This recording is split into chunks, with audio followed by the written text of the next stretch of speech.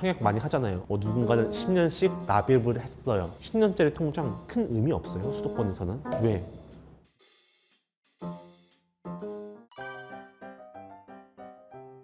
일단 일반 회사원이 결국에는 신분 상승, 경제 흑자를 이루기 위해서 필요한 거는 사업 아니면 투자라고 보거든요. 근데 사업은 대부분 직장인 겸직금지 걸려있잖아요. 사업은 내팽겨주고 투자라고 보는데, 저는 이제 제 성향이 맞다 보니까 부동산이 그나마 제일 안정적이다 라고 말씀을 드리고 싶고, 그 중에서 당첨만 가능하다면 최고는 청약이다 라고 말씀드리고 싶습니다. 주택 청약이 왜 좋냐고 말씀드리면, 분양가 상한제 지역이라는 게 있어요. 시중에 있는 형성되어 있는 금액보다 더 다운되게 최초에 분양을 하는 거죠. 그러니까 기본적으로 몇 억은 먹고 들어가는 거예요. 그러니까 확실한 투자잖아요. 이게 아무리 유망 지역에 갭 투자한다고 해도 가까운 시일 내에 2, 3억 오른다는 보장 아무도 못 하잖아요. 빵으로 한번 비유를 해볼게요. 우리나라에서 가장 맛있는 빵집이 있어. 근데 그 빵집은 생산 캐파가 정해져 있죠. 그런데 반면에 수요자들은 엄청 많잖아요. 그 빵을 먹고 싶어하는 사람들이. 아파트, 새 아파트 누구나 살고 싶어 하죠. 그래서 새 아파트도 공급 대비 수요가 더 많아요. 그래서 국가에서 이렇게 좀 더 형평성 있게 개입을 해가지고 만든 제도가 청약 제도입니다.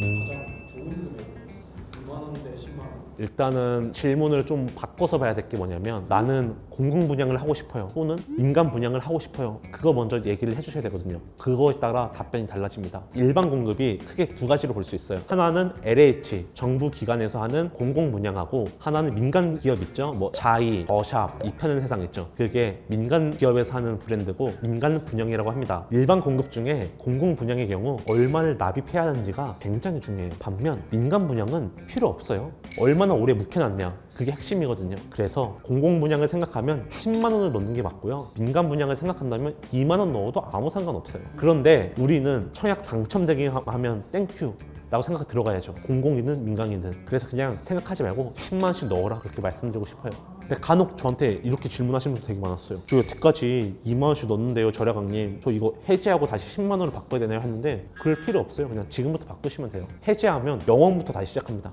공공은 납입한 금액이 많으면 좋은데 한 달에 최대 10만 원까지만 인정해줘요. 여태까지 돈을 안 넣었어. 근데 갑자기 청약 당첨되고 싶어서 5천만 원 넣었어. 그러면 5천만 원이 아니라 한 달에 10만 원만 인정해주는 거예요. 나중에 둘을 세울 때 10만 원 점수를 체크하는 거죠. 근데 또 우리 사회 초년생분들, 이 영상 보시는 분들은 또 그렇게 생각할 수 있어요. 아, 저 한 달에 10만 원 부담스러워요. 나중에 급한 일이 있으면 어떡해요? 라고 하실 분 있죠. 청약 당첨이 당장 되는 거 아니니까. 그래서 청약 담보 대출이라고 있습니다. 청약 통장을 담보로 대출을 해줘요. 그런 제도가 있습니다. 그래서 정 급할 때는 그 제도를 활용하시면 돼요. 가장 큰 이유는 전략하고 실행이라고 봐요. 본격적으로 청약을 시도하기 전에 자기의 당첨 가능성 등을 따져봐야 되고요. 또 한편으로는 실행성도 중요해요. 왜냐면 저 같은 경우 2019년 봄에 분양을 받았는데, 그 당시에 부동산 10년 주기설이라고 해가지고 2019년에 많은 전문가들이 이제 드디어 하락할 때가 왔다 라고 많이 이야기가 나왔었어요. 그때 저도 봄에 청약한다고 하니까 부모님이 말렸거든요. 왜냐, 대출을 많이 받아야 되니까 부동산 가격이 떨어진다고 하는데 이렇게 대출 받아도 되겠냐 라고 했는데, 저는 이제 나름대로 이제 저만의 확신이 있었기 때문에 실행을 한 거죠. 그래서 전략하고 실행이 중요하다라고 말씀드린 겁니다. 전략이 일단은 첫 번째로 어느 지역에 공급을 받을 건지, 어느 지역에 당첨이 되고 싶은 건지부터 생각을 해야 됩니다. 왜냐하면 당해 지역이란 게 있어요. 당해 지역이 뭐냐면 그 공급하는 지역에 거주하는 것들을 당해 지역이라고 하고, 그 지역에 거주를 하게 되면 점수가 상당히 높아서 청약 당첨 가능성이 높습니다. 그래서 먼저 공급 계획이 있는 지역, 그리고 내가 이쪽에는 당첨이 되고 싶다, 그런 걸 먼저 캐치를 해야 돼요. 정보를 얻어야 돼요. 그걸 어디서 얻냐? 네이버 카페 같은 데 보면 부동산 카페들이 많이 있거든요. 거기서 사람들이 정보도 많이 나누기도 하고, 아니면 뭐 국토부 보도자료 그런 데 보면 정보 다 나와 있어요. 그래서 첫 번째로 어느 지역에 내가 청약을 할 것인지 그거부터 생각을 해보셔야 합니다.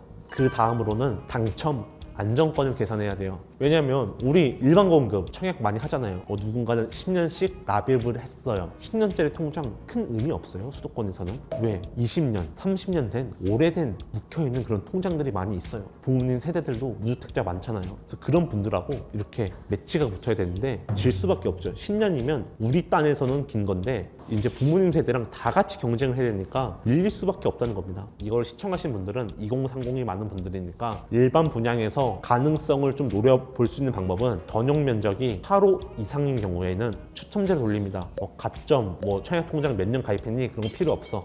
그냥 추첨제로 뽑아요. 거기서는 이제 좀 가능성을 볼 수가 있는데 경쟁률이 세긴 하죠. 최소한 100대 1, 200대 1 되죠.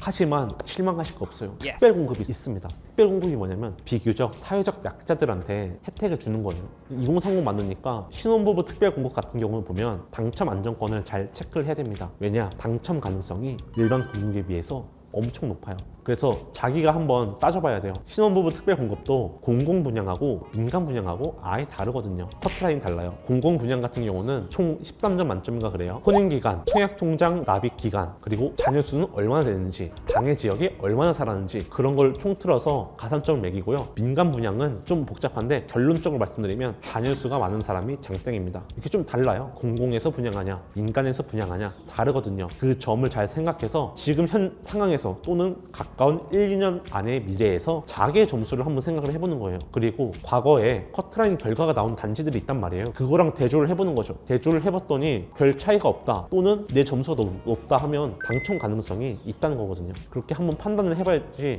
만약에 도저히 나는 가능성이 없다 하면 과감하게 매수로 돌아가야 돼요. 무턱대고 청약만 기다려야지 라고 생각하면 지금보다 더 깊은 벼락이 떨어집니다. 그래서 두 번째 단계로 당첨 가능성을 미리 체크해야 된다 라고 말씀을 드렸습니다. 그 다음에 스텝 3, 나는 당첨 가능성 체크했다 그랬더니 한번 질러볼만 하다 라고 하면 자신의 현 상황을 체크해야 돼요. 돈이 얼마나 있는지, 내가 실제로 청약 계약금을 치를 수 있는지를 알아봐야 돼요. 공공 분양은 보통 계약금의 10%고요. 민간 분양은 계약금의 20%예요. 그 계약금을 보통 한 달 이내로 마련을 해야 됩니다. 근데 지금 수중에 돈이 0원이야. 대출 나올 구멍도 없어. 그리고 지인한테 돈을 빌릴 방법도 없어요. 그러면 청약을 받을 수 있을까요? 못 받죠. 한 가지 유의해야 될 게 이런 분들이 있어요. 일단 청약 당첨되고 나서 생각하자 지르는 분들이 있거든요. 그런데 청약 당첨됐어요. 근데 계약을 포기해요. 그러면 순수히 보내줄까요? 위약금은 없는데 청약 통장이 타용한 통장으로 분류가 됩니다. 다시 처음부터 다시 시작해야 돼요. 청약 통장을. 계약금이 최초에 마련할 수 있냐,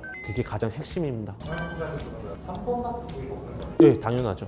당첨되면 한 번밖에 기회가 없고 대신 당첨되고 나서 해지를 하고 한 개 또 만들 수 있어요. 나중에 10년, 20년치를 내다보고 하는 거죠. 특공은 어떤 특공이든 인생에 한 번밖에 기회가 없어요. 나중에 일반 공급으로 10년, 20년, 30년 뒤를 생각해서 하실 분들은 하나 더 만들 수가 있는 거죠. 청약통장은.